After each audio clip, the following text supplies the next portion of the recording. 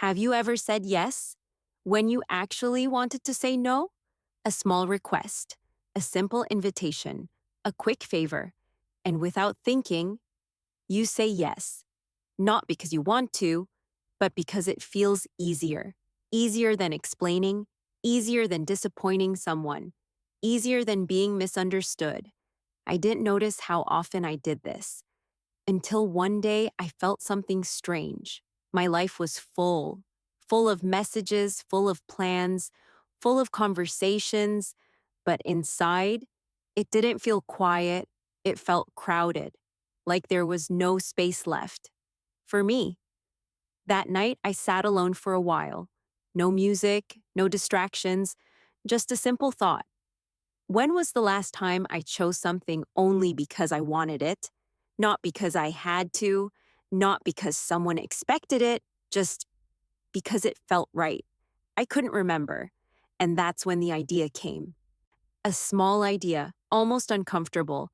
For 3 days, I would say no to everything, not forever, just 3 days. No extra plans, no unnecessary conversations, no automatic yes. Only one rule. If it didn't feel right, I would say no. The next morning, it started quietly. A message appeared on my phone. Hey, are you free later? A simple question, the kind I would normally answer without thinking. Yes, sure. But this time, I paused. I read it again and asked myself something I had never really asked before. Do I actually want this? The answer came quickly. No. Not because the person was wrong. Not because the plan was bad.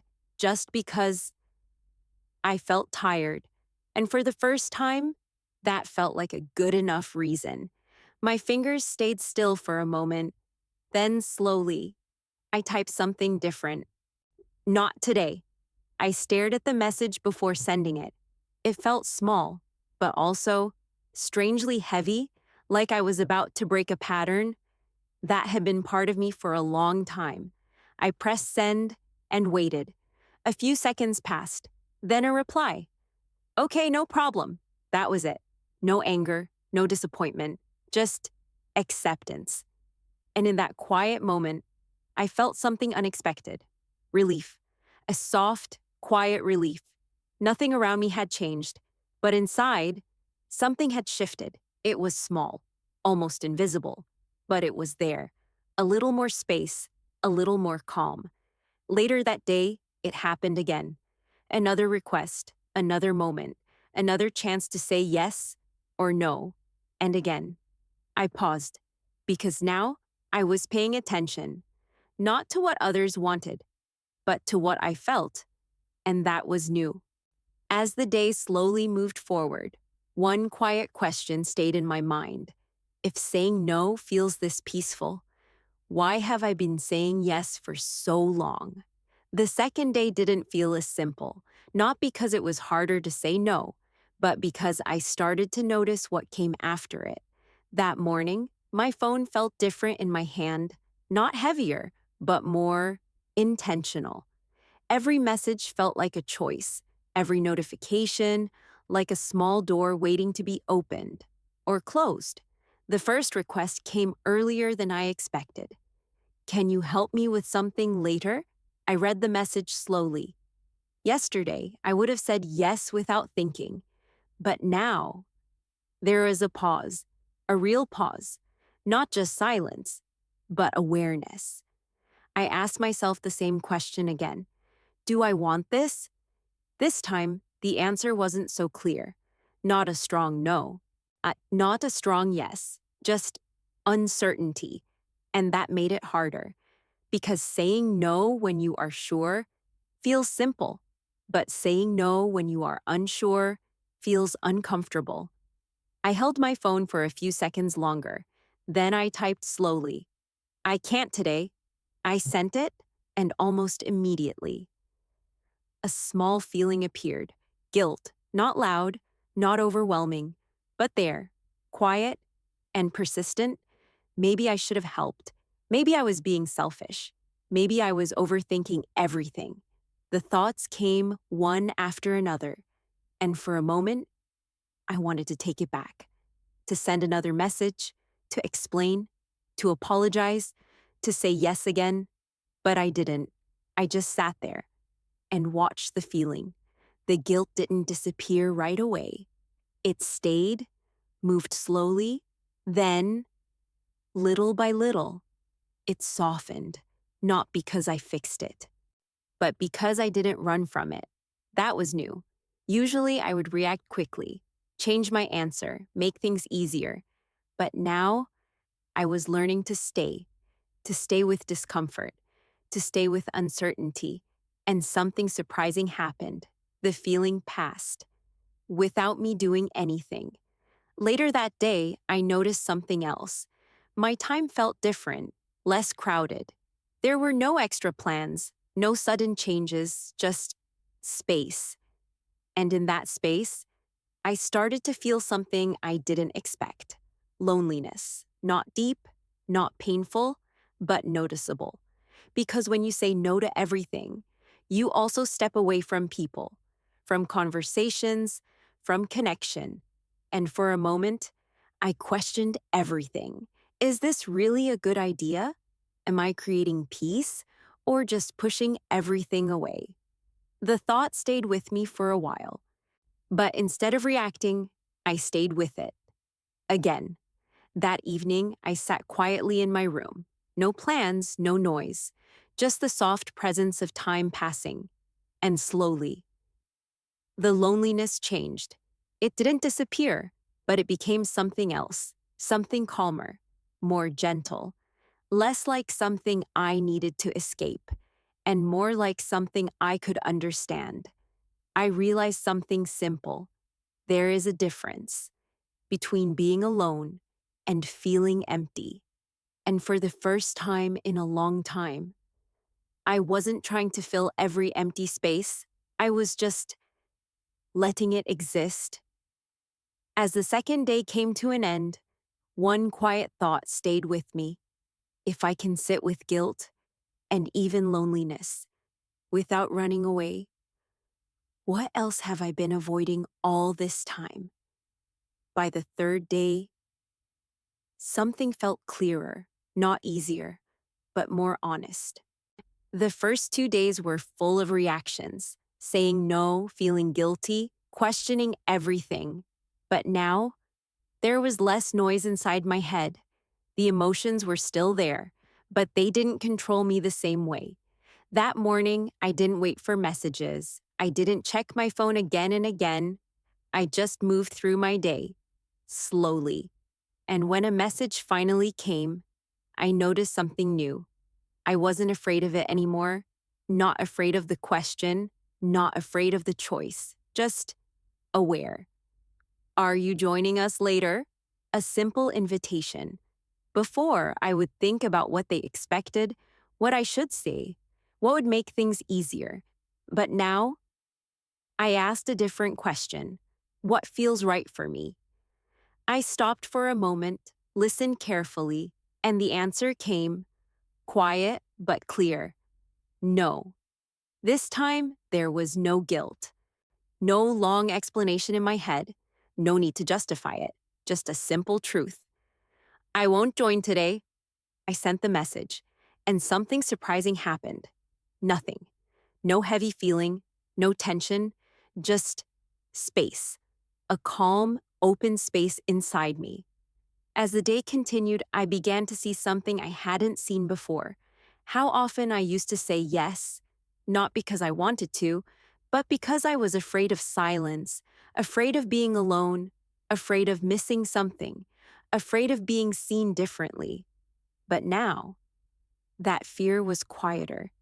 It didn't disappear completely, but it no longer decided for me. In the afternoon, I sat alone again. No plans, no distractions, just a quiet moment. And instead of feeling empty, I felt steady, grounded, like I was finally standing in my own space, without needing to fill it. I thought about all the times I said yes before, all the small moments I ignored myself, and I understood something deeply simple. Every time I said yes to something I didn't want, I was saying no to myself, not loudly, but slowly, over time. And maybe that's why my life felt crowded, because it wasn't fully mine. That evening, the quiet felt different again. Not just peaceful, but strong. There was a kind of power in it, a quiet power, the kind that doesn't need to prove anything, doesn't need to explain, just exists. Before going to sleep, I noticed one final change. I trusted myself more. Not because everything was clear, but because I was finally listening, really listening. As the third day came to an end, one thought stayed with me. Maybe saying no isn't about pushing the world away. Maybe it's about finally choosing where you belong. After the third day, something unexpected happened. The experiment was over. There were no more rules, no more, I have to say no. I could go back to normal, say yes again, accept invitations, respond the way I used to. Everything was available to me again, but something didn't feel the same. That morning, I looked at my phone. Messages were waiting, just like before. Nothing had changed on the outside, but inside, there was a pause, not forced, not heavy, just natural. A space between the message and my response. I read the first one. Are you free this weekend? Simple, normal. But instead of answering quickly, I sat with it. Not overthinking, not analyzing, just feeling. And that's when I noticed something important. I didn't need to react immediately. I had time. Time to choose. Time to understand what I actually wanted. That was new. Before, everything felt urgent. Like I had to respond, like I had to decide quickly, but now, there was no rush. I replied later, not instantly. And when I did, the answer felt right, not perfect, just honest. As the day went on, I noticed something else. Saying no for 3 days didn't make me distant. It made me clearer. Clearer about my energy, clearer about my time, clearer about my boundaries. And because of that, even my yes started to feel different, more real, more intentional. In the afternoon, I met someone briefly, a normal conversation, nothing special, but I was fully there. Not distracted, not thinking about what I should say next, just listening. And I realized something quiet but powerful. When you stop saying yes to everything, you start being present in what you choose. That evening, I didn't avoid everything anymore. I didn't need to. The experiment had already done its work. Now it wasn't about saying no to everything. It was about knowing when to say yes and when to walk away, without guilt, without fear, just clarity. I sat in my room again, the same quiet space, but this time, it didn't feel like an escape. It felt like a choice, a place I could return to whenever I needed to hear myself again. Before going to sleep, I thought about something simple. Nothing in my life had changed dramatically. The same people, the same routine, the same world. But one small thing was different. I was no longer reacting automatically. I was choosing. And maybe that is where real quiet begins. A few days later, life continued as usual. Messages came, plans appeared, people reached out. Nothing stopped. The world didn't slow down. But I did. Not in a visible way. No one around me would notice it immediately. But inside, there was a quiet difference, a small space between everything that happened and how I responded. That space changed everything. One evening, someone asked me for a favor, something simple, something I would have said yes to, without thinking. But this time, I paused, not because I had to, but because it felt natural. I checked in with myself. Do I really want to do this? The answer came gently. No. And for the first time, That answer felt complete. No guilt, no overthinking, just clarity. I can't help this time. I said it calmly, without explaining too much, without trying to soften it. And something surprising happened again. The moment passed. No conflict, no tension, just understanding. And in that moment, I realized something deeper. Most of the fear I had before was not about other people. It was about me. My fear of being seen as difficult, my fear of not being liked, my fear of creating distance.